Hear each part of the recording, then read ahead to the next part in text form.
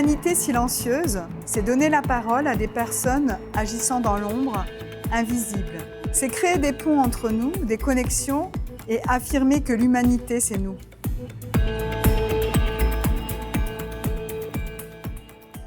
Bonjour Olivier. Bonjour Magali.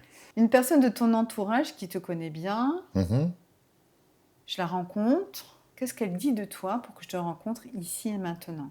Alors ici maintenant, on pourrait dire que c'est une personne qui se dévoue beaucoup plus pour les autres que pour lui-même, qu'il a l'amour de la vie et soif d'une grande humanité pour qu'elle puisse changer. Voilà. Donc l'humanité pour toi, ça veut dire quoi ? L'humanité pour moi déjà c'est c'est pas individuel, c'est l'ensemble. C'est dans l'union qu'on fait la force. On a tous besoin des uns et des autres. Si je prends l'exemple d'un restaurant par exemple, dans un restaurant il faut une brigade en cuisine, il faut une brigade en salle pour que le restaurant tourne. Et si tu enlèves un élément, tu enlèves le plongeur, il va y avoir un blême. Donc si on a chaque élément qui sont mis à leur place, on peut faire tourner un beau restaurant. Et ces convives qui vont s'asseoir vont pouvoir être émerveillés, enchantés de ce que les chefs cuisiniers et l'ensemble du restaurant a pu produire. C'est un ensemble, l'humanité pour moi. C'est pas uniquement une seule et unique personne. Avec ce que tu as traversé en tant qu'épreuve, tu en as eu quelques-unes et tu en vis encore. Ils m'ont gâté. Est-ce que tu es d'accord de partager un petit peu ton parcours de vie ? Oui. Mon enfance et mon adolescence va bien se passer. Dans la campagne, où je vais connaître les joies de la campagne, aller chercher des œufs, rentrer des vaches, jouer dans les bottes de foin, être aimé et choyé par des parents aimants. Je vais connaître ça jusqu'à l'âge de mes 11 ans. Et à 11 ans, mes parents vont se séparer. À l'époque, c'était pas courant comme aujourd'hui, mais voilà, ça a été un choc pour moi, un ultra choc. Je vais courir toute ma vie auprès de cette famille que j'ai perdue de mes 11 ans. Du haut de mes 14 ans, je vais réparer un vélo. Et maman, qui nous avait présenté son deuxième compagnon, après mon père, j'ai pas trop aimé le fait qu'il boive et qu'il la frappe, donc je vais la quitter. La quitter en ayant réparé mon vélo et en partant habiter chez papa. Chez papa, il y a déjà une famille en place. Il y a déjà sa femme, avec qui il va se marier. Je vais assister d'ailleurs au mariage de mes deux parents. Les épreuves vont arriver très vite. Fabrice, qui est le fils de ma belle-mère, lui, va être amené à se droguer. Il a perdu un père qui était gendarme et qui s'est pendu. Et il va avoir du mal à se remettre de ça. Moi, j'ai 15 ans quand je suis chez mon père. Et un soir, je vais être confronté à une overdose de mon demi-frère. Pour moi, c'est un peu comme un frère. Et je vais lui sauver la vie. Sans m'en rendre compte, je vais faire les gestes qui sauvent. Mais à ce moment-là, je suis en pré-apprentissage de boulangerie et j'ai beaucoup de mal à supporter l'épreuve. Mais le problème, c'est que ça se passera mal dans ma tête le moment où je dois aller bosser. Donc, j'irai pas bosser et je vais me réfugier chez Estelle, qui va être ma première copine que je vais rencontrer et qui va devenir par la suite la maman de mes deux premières filles. Et je resterai 3 jours. Mon père était absent de la maison avec sa femme.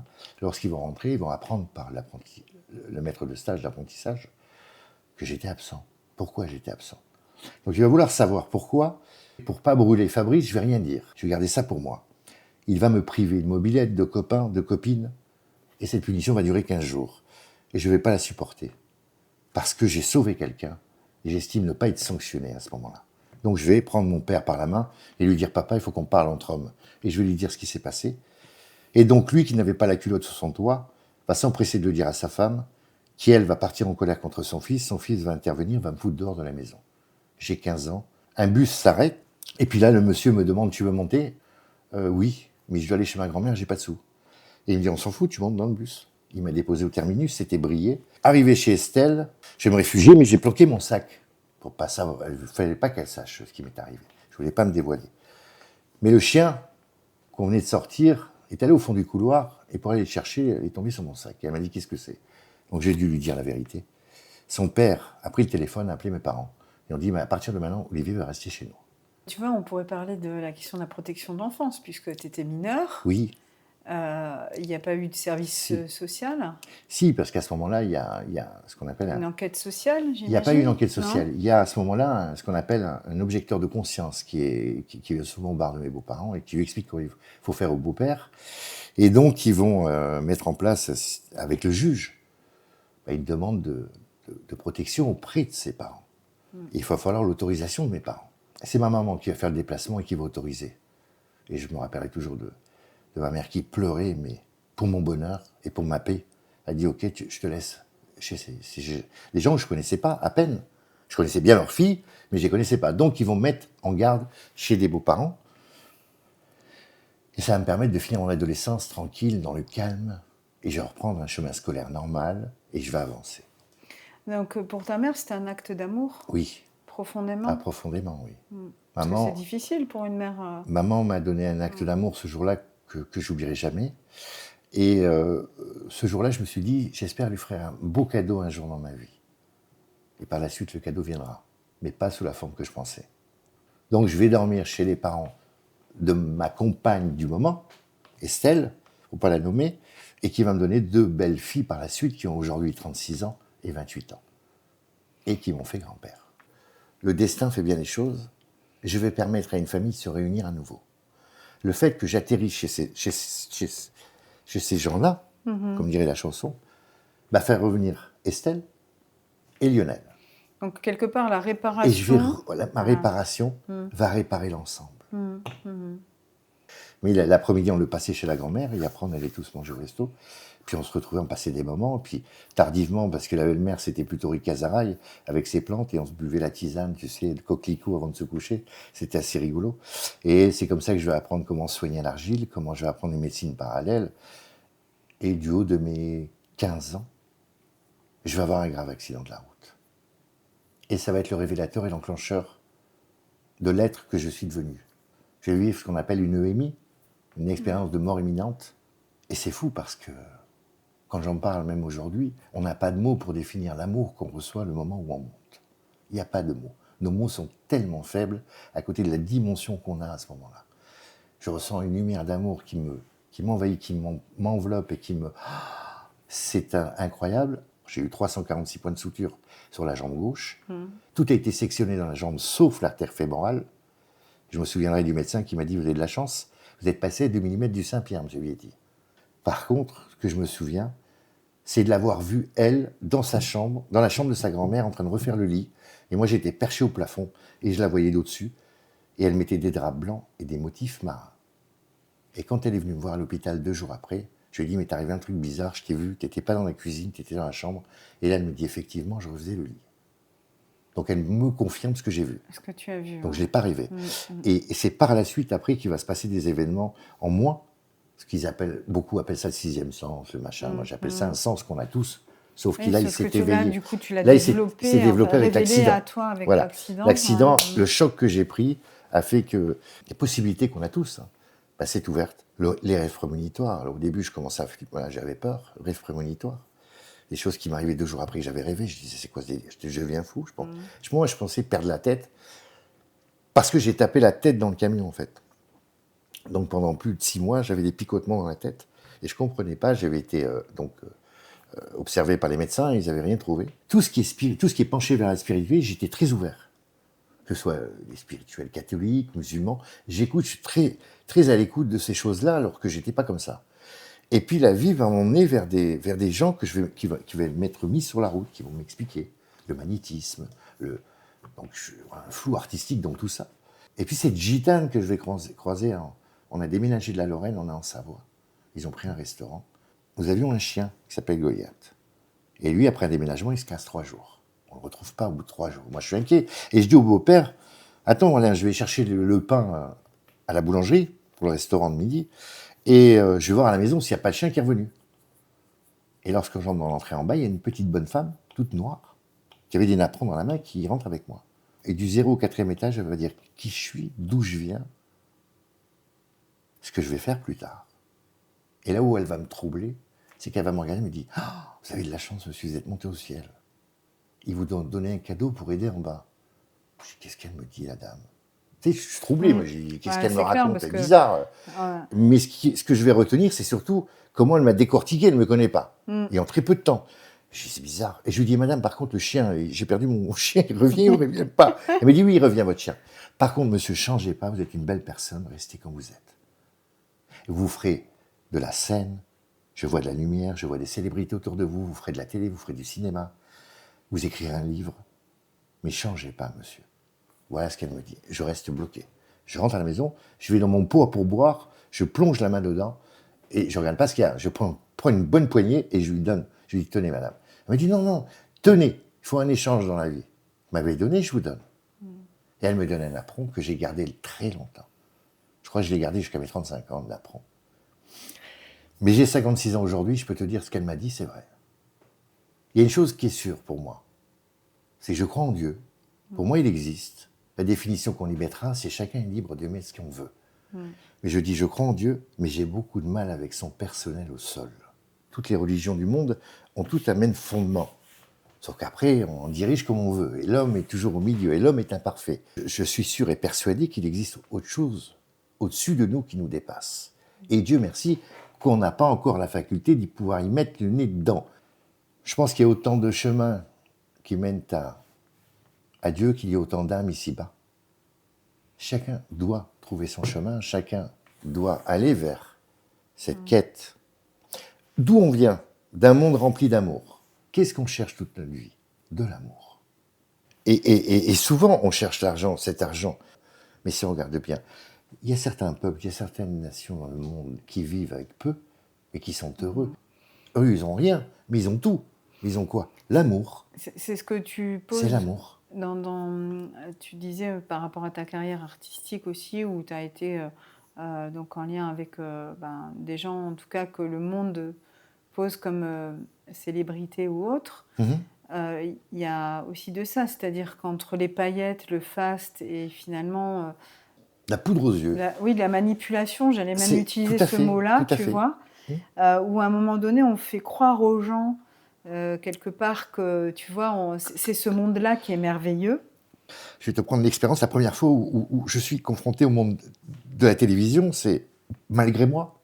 Stéphanie va ressentir que je ressemble à une personnalité connue, va voir un casting sur TF1, tiens, il recherche des sosies, donc moi, Laurent Gérard, boum, il m'envoie la photo, elle m'envoie la photo, je le sais pas.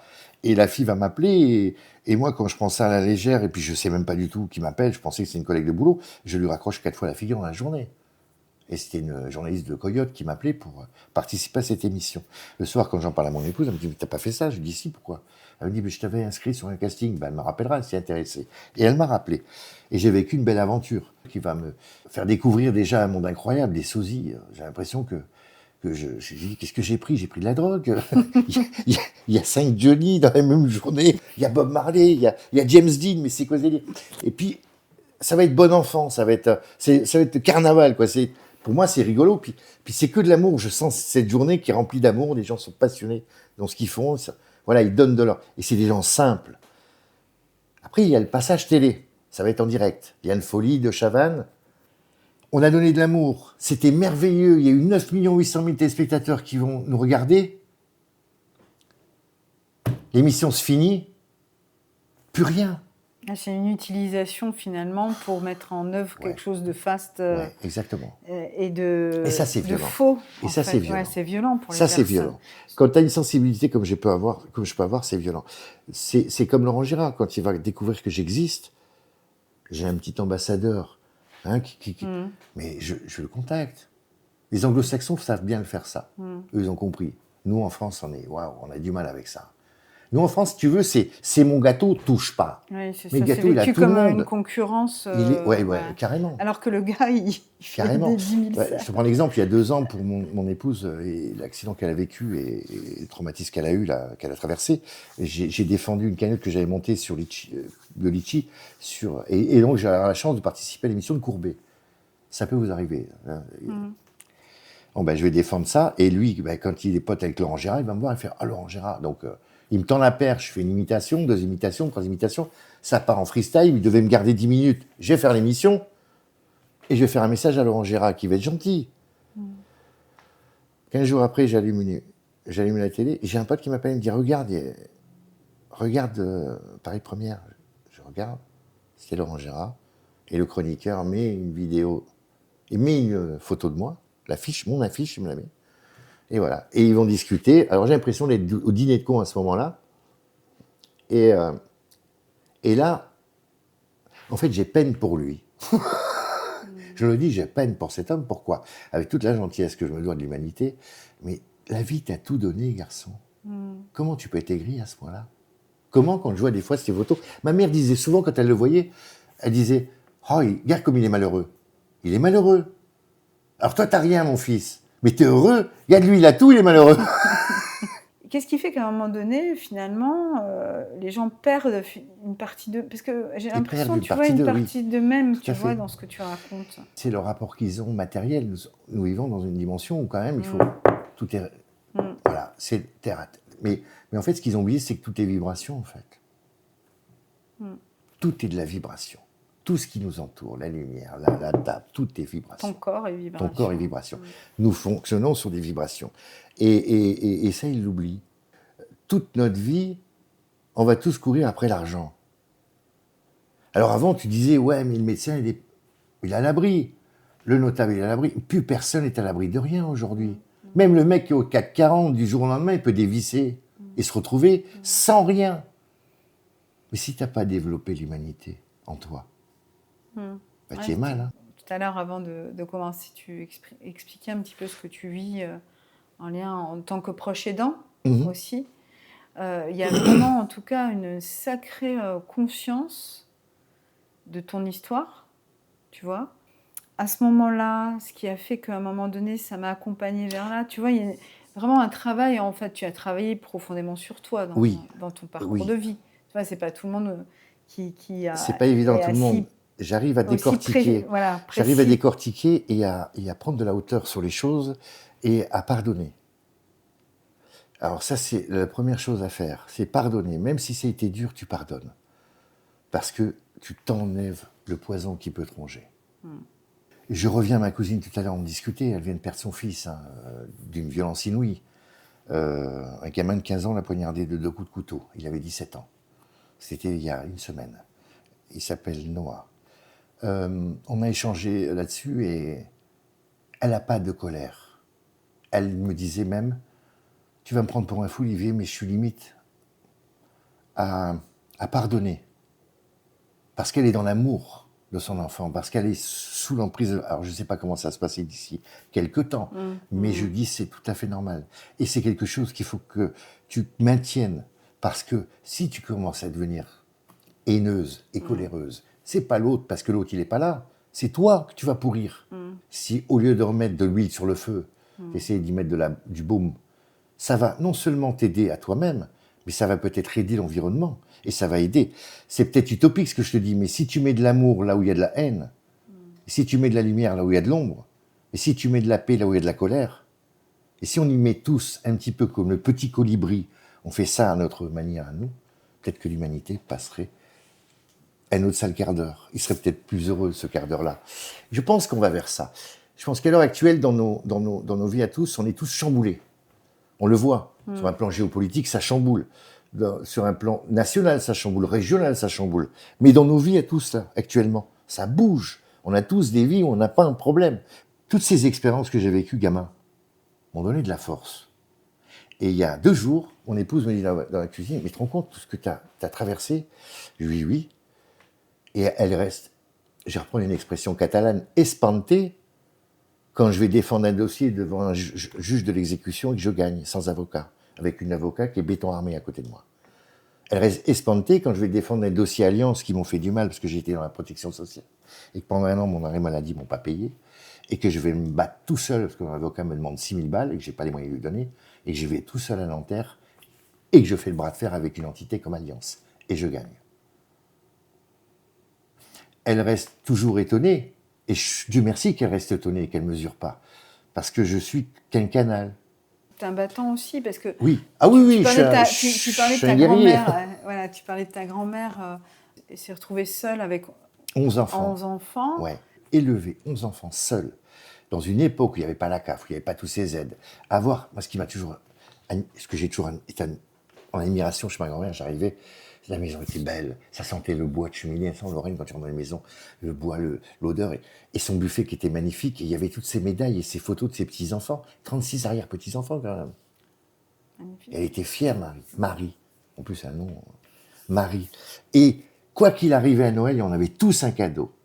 Et un jour, quelle honte sur moi. Ma grand-mère m'offre des clémentines et une paire de chaussettes. Et j'arrive chez mon père en rigolant.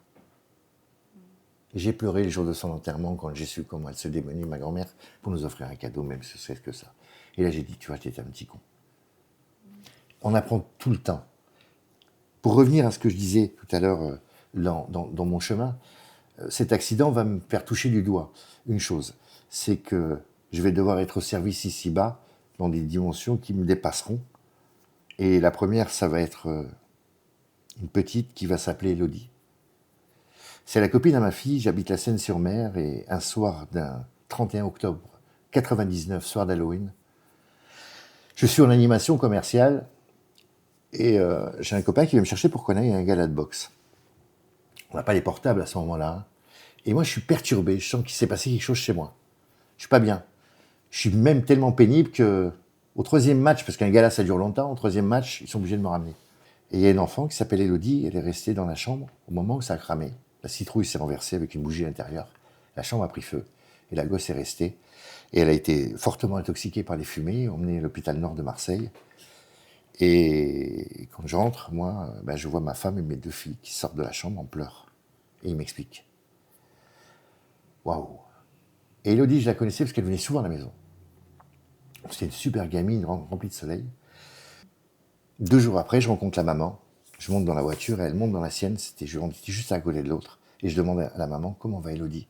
Tu sais, Olivier, ça devient inquiétant. Ils veulent débrancher les appareils. Elodie, elle lance comme à stade 4 et ça craint. Et je lui dis non, il faut se battre jusqu'au bout. Christelle, il ne faut pas lâcher l'affaire. Tant qu'il y a de la vie, il y a de l'espoir. Si tu veux, je peux t'aider. Comment? Je vais t'accompagner. Et je vais faire ça pendant 6 mois. L'opération qui devait durer 3 mois à Marseille va durer 6 mois. J'aurai des grèves de train, des grèves de pas d'essence. J'aurai toujours un moyen pour arriver à mon boulot. Et le soir, à 18h, je quitte mon taf. Et je monte à l'hôpital, je mets l'habit de cosmonaute, et je communique avec la gamine, avec les yeux, et avec l'amour que j'ai. Et les médecins avaient dit quand ils allaient débrancher. Et ils vont s'apercevoir qu'elle clignote des yeux. Elodie, si tu m'entends, tu clignotes les yeux 1 fois pour me dire oui, 2 fois pour me dire non. Et ça a fonctionné.